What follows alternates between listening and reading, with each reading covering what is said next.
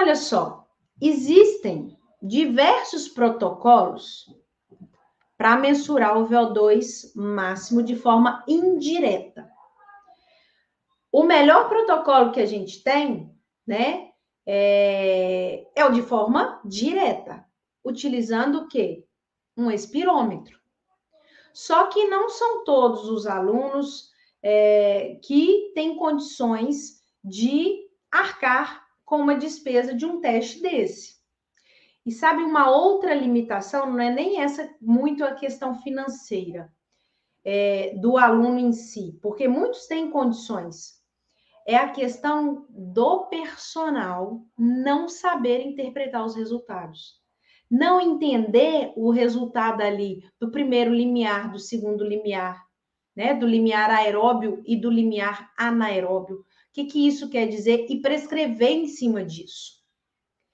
Mas existem também, esse é o nosso padrão ouro, pode-se dizer assim, né? Com um analisador de gases, que ele vai mensurar exatamente durante um esforço, que pode ser submáximo ou máximo, que é uma outra coisa que eu quero chamar a sua atenção aqui. Nós fazemos testes submáximos. Testes máximos, a gente precisa de um acompanhamento de um médico. Por quê? Porque vai elevar o indivíduo a um máximo. É igual o teste de esforço que o cardiologista faz para ver as respostas ali cardiovasculares durante um esforço, ele vai avaliar e identificar se aquele indivíduo tem condições de fazer um teste submáximo ou se ele tem condições de fazer um teste máximo. Atleta faz teste máximo. Então, com o seu aluno, você vai fazer um teste submáximo, porque você vai estimar. Então, existem vários protocolos.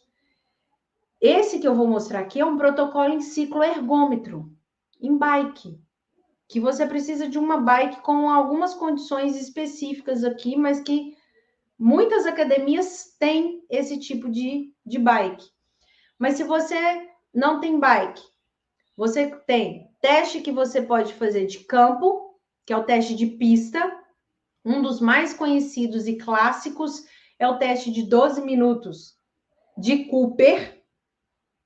Tem o teste de 2.400 metros de Cooper também, que é feito em pista, que você precisa ali calcular a distância, e aí joga na fórmula e você encontra o VO2 máximo. Tem teste em esteira, tem teste em banco igual um step, tem protocolos para eles. Todos eles para calcular, mensurar, estimar o VO2 máximo. Então, eu trouxe aqui o de Fox, que é um teste de 5 minutos. Então, a única coisa que você precisa é de uma bike vertical que tenha marcador em quilômetros por hora ou rotação por minuto. Então, no visor dela tem que aparecer isso para você, tá? E que tenha marcador de carga em watts ou quilogramas. Então, a bike, ela tem que mostrar, tem que ser vertical, não pode ser horizontal, aquela que fica sentadinha encostada, tá? Porque dá diferença. E o protocolo, né, validado por Fox, olha só o ano. Então, eu não estou trazendo aqui um protocolo que é novo, é um protocolo validado pela ciência que a gente usa muito, né? Que você pode usar aí com seu aluno e trazer um diferencial para ele. Olha que interessante. Já pensou, você chega amanhã e fala assim, João, a gente vai fazer um teste na bicicleta para eu calcular o seu VO2 máximo. Aí ele vai falar assim, quê? Se você é para eu calcular o seu VO2 máximo, para eu conseguir calcular os nossos treinos aeróbios na intensidade correta para atingir o seu objetivo. Ele vai falar assim, que isso? Nenhum professor fez isso comigo antes. Isso é trabalho individualizado e personalizado. Então, isso faz muita diferença. E você vai gerar resultado. Que é isso que ele quer. E você também. E o banco seja regulável para você regular com a altura, tá? Então, os pré-requisitos aí é que tem um marcador de velocidade, e o marcador de carga. Não pode ser aquela que tem um ajuste, né? Que tem 0, 1, 2, 3. Tem umas que vão até 4, porque ali não aparece no visor, tá? Então tem que ser essa que você ajusta a carga. O teste em si. Então você tem a bike tudo certinha, ok, você já identificou. Ah, uma outra dica que eu te dou: faça você o teste em você mesmo, para você sentir, para você perceber isso e conseguir explicar melhor para o aluno. Isso faz muita diferença. E outra informação importante: o seu aluno, nos treinos dele, né, aeróbio, ele vai fazer cicloergômetro, é bike. Se for bike, esse é um teste recomendado. Agora, se ele vai correr, faz um teste de pista com ele, um teste de campo ou um teste de esteira. Só que aí os testes de esteira precisam ser esteiras que têm inclinação, porque os protocolos, eles aumentam a inclinação e a velocidade a cada 2 minutos, tá? Então, você tem que ser o mais específico para o seu aluno. Então, até para identificar o tipo de teste que você vai utilizar, você tem que saber qual que é o treino que você vai montar. O que adianta eu fazer um teste de VO2 de Fox, esse de 5 minutos, se o meu aluno vai correr? Se o treino dele aeróbico vai correr? Não é específico, entende? Então, é você que vai tomar essa decisão, tá? Aquecimento, 3 minutinhos a 50 watts ou 1 quilo, né? Aí depende do que a bike vai marcar. A 60 rotações por minuto ou 22 km por hora. Aquecimento, 3 minutos. A parte específica são 5 minutos. Esses 5 minutos, você, depois do aquecimento, você vai deixar a carga de 150 watts ou 3 quilos a 60 rotações por minuto, 22 km por hora. Tá? Qual dado que você precisa? A frequência cardíaca dele no 5º minuto. A única coisa que você vai pegar, a frequência cardíaca dele no 5º minuto. Tá ok? E aí, o que você vai fazer? Coloca na fórmula, somente. Então, olha só, eu coloquei até um exemplo aqui, ó. Uma mulher de 29 anos, peso corporal 73 quilos. Eu fiz o teste com ela, a frequência cardíaca dela no 5º minuto chegou a 150 batimentos por minuto. Aí você pode estar me perguntando assim, mas 150 é pouco. É um teste submáximo. A minha aluna é sedentária. O VO2 dela, eu preciso melhorar, tá? Então, qual que é a fórmula? A fórmula é dada em VO2 máximo em litros por minuto. É dado na forma absoluta e não na forma relativa, que é em ml. Mas quando você tem a fórmula que é dada em litros e você quer encontrar em mililitros, você consegue converter. E vice-versa. Você consegue as duas coisas, tá? Então, eu tenho aqui, ó, qual que é a fórmula? 6.300 menos 19,26 vezes a frequência cardíaca no 5º minuto. Então, a minha aluna aqui, qual foi a frequência cardíaca dela? 150. Aí é matemática. Fiz o cálculo, multipliquei aqui 19,26 vezes 150 e o que eu encontrei? 3,4 litros por minuto. Esse é o VO2 máximo absoluto dela. Só que eu quero encontrar o VO2 dela relativo, tá? Eu quero encontrar o VO2 dela em mililitros. Por quê? Porque para eu converter em percentual de frequência cardíaca, eu preciso dele relativo e não absoluto. Então, olha só, como que eu faço essa conta? Vou pegar aqui 1.000 vezes 3,4, que foi o que eu encontrei, e dividir pelo peso corporal dela. Aí eu encontro o VO2 relativo em ml por quilo por minuto elevado a menos 1. Então, o VO2 relativo dela foi de 47 ml, ok? Tranquilo. E aí, eu coloquei até aqui um print, isso foi um post que eu fiz há um tempo atrás, para te mostrar essa relação de parâmetros de intensidade para prescrição do treino aeróbio, tá?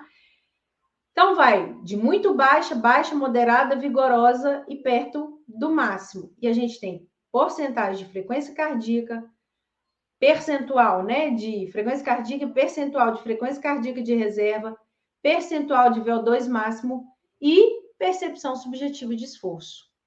Eu falo o seguinte, quanto mais completo você for, melhor, mais resultado você vai conseguir ter.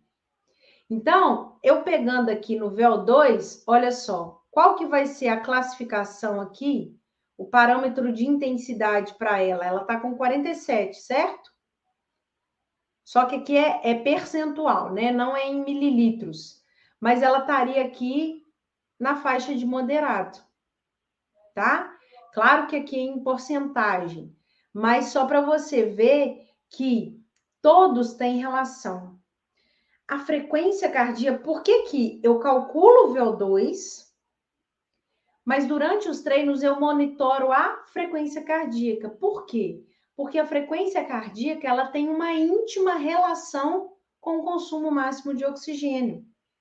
Eu não te disse aqui que o aumento da frequência cardíaca, né, ele vai aumentar o quê? O volume de ejeção, aumentando ali o débito cardíaco.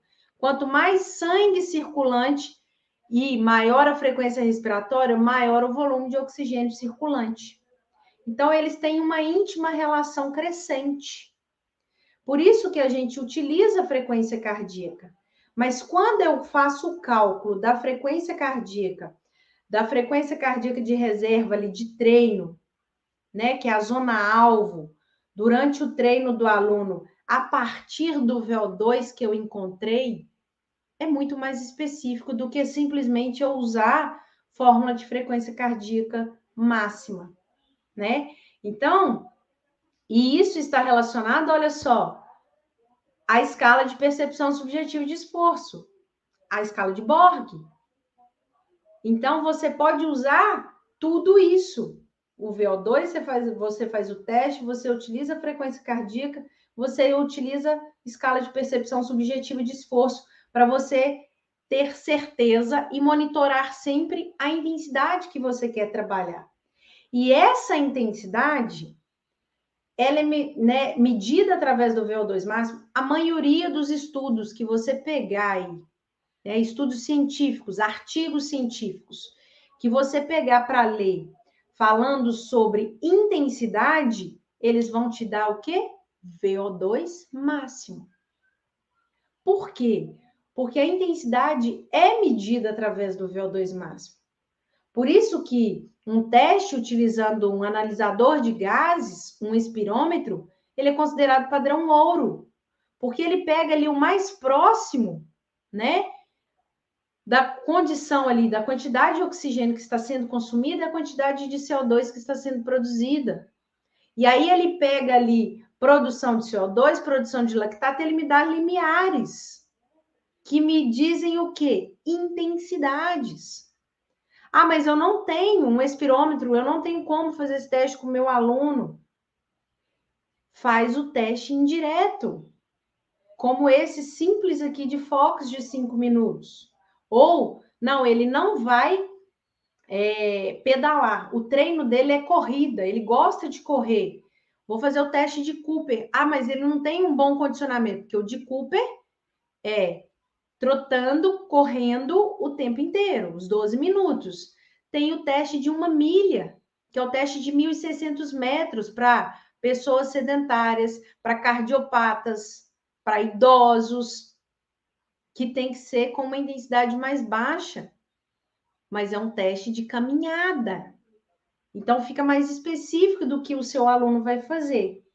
Mas as intensidades, elas estão relacionadas ao VO2 máximo. E essa intensidade é que vai me dizer qual substrato energético vai ser priorizado.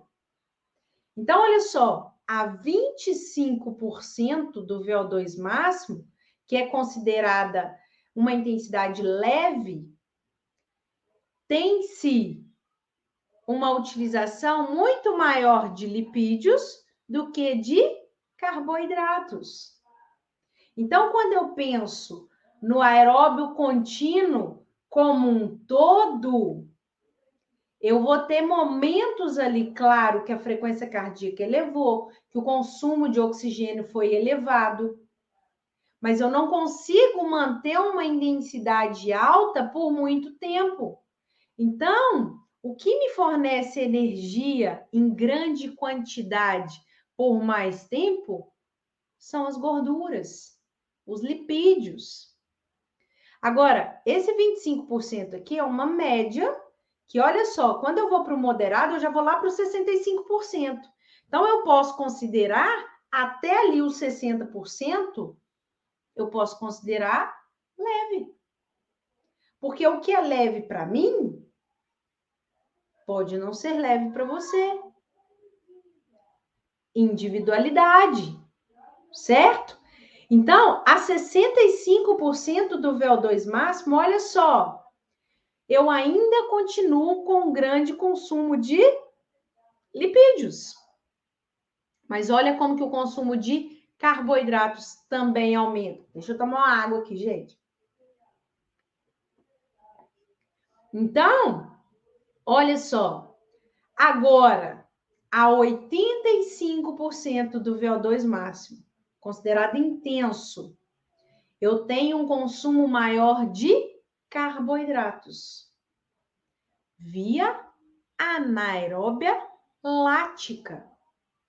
Quer dizer que não está consumindo gorduras? Está. Mas acontece... Por quê, gente? O metabolismo de gordura ele vai continuar acontecendo. Por quê? Porque eu estou falando de metabolismo aeróbio. Se está tendo consumo de oxigênio, eu estou tendo metabolismo aeróbio. Só que a intensidade, ela interfere diretamente em quê? Qual substrato energético vai ser priorizado naquela sessão de treino, naquele exercício em si, naquela série em si. Então, você pensa na sessão de treino do aluno, mas você pensa em cada exercício que você quer priorizar. Se o objetivo dele é hipertrofia muscular, você precisa recrutar mais fibras de contração rápida, que são o quê? Glicolíticas. Então, eu preciso trabalhar com intensidade mais alta. Só que isso está relacionado ao tipo de exercício, à duração desse exercício. Aí, quando eu pego o treinamento intervalado de alta intensidade, como o HIIT, né, que eu citei aqui, que trabalha próximo dos 90% do VO2, então o metabolismo aeróbio ali, quando eu penso na sessão de treino, ele está muito elevado. Por isso que ele melhora tanto o VO2, por isso que o gasto calórico é alto. E o pós-treino, finalizou a sessão de treino, consumo de oxigênio pós-exercício continua, o chamado EPOC. E se ele vai durar ali minutos, horas, dias, depende da intensidade, da duração e do tipo de exercício que foi feito.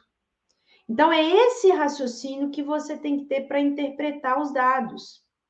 E aí, olha só, como que eu vou calcular, então? Achei o VO2 aqui da minha aluna, 47 ml por quilograma de peso, né? Que eu converti aqui para o relativo. Eu preciso encontrar qual que é o VO2 de treino dela. Esse aqui foi o VO2 máximo. Eu quero que ela trabalhe aqui, ó, no moderado. Por quê? Eu quero priorizar ainda metabolismo de gorduras. Mas eu vou trabalhar com ela moderado. Então, o VO2 de treino dela vai ser a 70%. O que eu faço? Existe uma fórmula. Eu vou e jogo nessa fórmula, que é essa aqui. Então, o VO2 de treino, eu vou pegar aqui, esse valor é fixo, mais a porcentagem. Qual que é a porcentagem que eu quero trabalhar? 70%. vezes o VO2 que eu encontrei no teste que eu acabei de fazer, menos 3,5. Aí é matemática, vou fazer a conta. Aqui, 70% vai ser 0,7 vezes 47 menos 3,5. E aí, primeiro eu faço o que está dentro do parênteses, não é isso? Matemática. Aí aqui agora é só matemática. E eu vou encontrar o VO2 de treino dela, 34 ml. Então, para ela trabalhar na zona alvo moderada, com um consumo maior ali, com uma mobilização maior de gorduras, que o objetivo dela é emagrecimento, eu vou trabalhar com VO2 de treino a 70%, que vai ser 34 ml. Ok? Cheguei aí, o que eu vou fazer agora? Vou converter esse VO2 em percentual de frequência cardíaca. Porque é o que você vai monitorar durante o treino, certo? Então, porque você não vai monitorar o VO2 dela durante o treino. Estou falando dela porque o meu exemplo aqui é uma mulher, tá? Então, eu vou colocar aqui, ó, 70% do VO2 máximo. Aí aqui eu vou pôr em porcentagem mesmo, que eu vou calcular o percentual da frequência cardíaca máxima. Então, qual que é a porcentagem do VO2 que eu quero achar? 70%. Isso é uma fórmula, tá? Vou jogar aqui, ó, 70 mais 42 dividido por 1,41. Qual que é a porcentagem que eu vou trabalhar da frequência cardíaca máxima relativa à porcentagem do VO2 de treino? 79% da frequência cardíaca máxima. Aí o restante eu acredito que seja familiar para vocês.